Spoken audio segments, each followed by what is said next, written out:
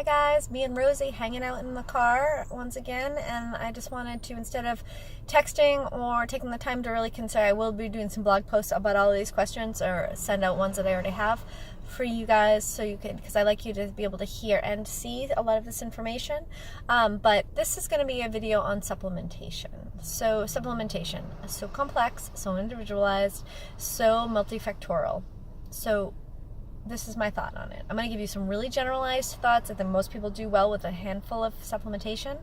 I do have a full script connection so that we can you guys can have access to really high quality supplements, and that link will be on my website probably in the next week or so. But if you're really interested, I can give you that. I can hand deliver that to you via Messenger, so you can sign on.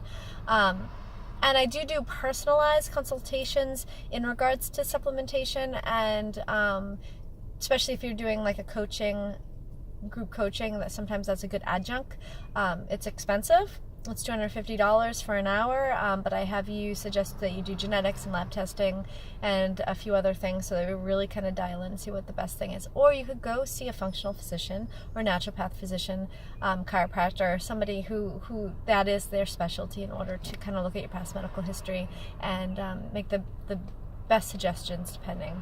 I'm a big fan of understanding our genetics, because it depends on your detox pathways, your methylation, and a variety of other expression of genes, as to whether like your D should be supplemented or not, whether or not your E or your B. Like there's so many different ways. We all like, that's why I never suggest a multivitamin for anybody, because they're imbalanced and they're not necessarily balanced for you and how your body does it. So really high quality diet, grass-fed, pastured and wild meats, and lots of greens, maybe a shot of wheatgrass.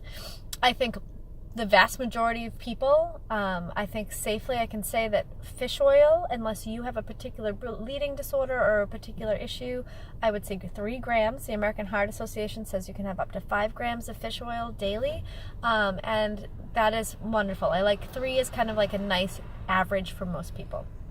High quality brand, you can get that from me, and you want to have it from a lower eating fish so that you have less mercury, because you really want to make sure you can't just buy cheap fish oil, because you're going to poison yourself with mercury. So fish oil, most people do really well with vitamin D supplementation, particularly in the winter. So right now we're heading into the spring and the summer. I want you outside, skin exposed, don't get burned.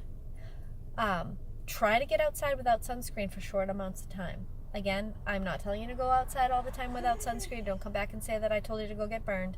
I didn't. Don't get burned. But get outside without your sunglasses, without your sunscreen. Get outside, exposed. Maybe take off your shirt and just work out in your sports bra in your backyard. Do some burpees and get some sun. Vitamin D. But also supplementation is okay. It's a great lab to have your doctor pull, so that you have a good idea of whether or not you naturally need supplementation or not. And that's going to vary during the year. During the winter, I kind of always push people to supplement with D. And the third is magnesium, particularly if you're an athlete. And also here, eating this way, even if you're eating the most perfect diet, our food is nutrient depleted, and magnesium is something that most people, it takes 325 actions in the body utilizes magnesium on a moment-to-moment basis, and a beautiful way to do that is at night.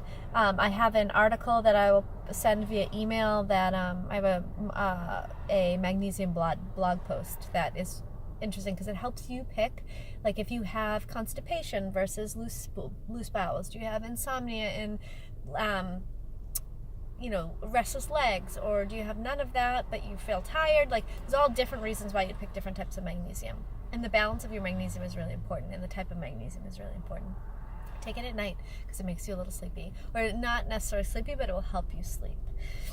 So that's it. Fish oil, vitamin D, magnesium. There's lots of reasons to take other things. Another supplement per se is not a supplement per se, but is really good for detoxification is nettles. You can take that as a tea. And that, I think, is, and a turmeric. I mean, I could keep going, right? All these beautiful herbs and spices that can supplement and help in different ways. So we're going to keep this super basic here. Reach out if you want more individualization, and I will be up with the next one shortly. Have a good day.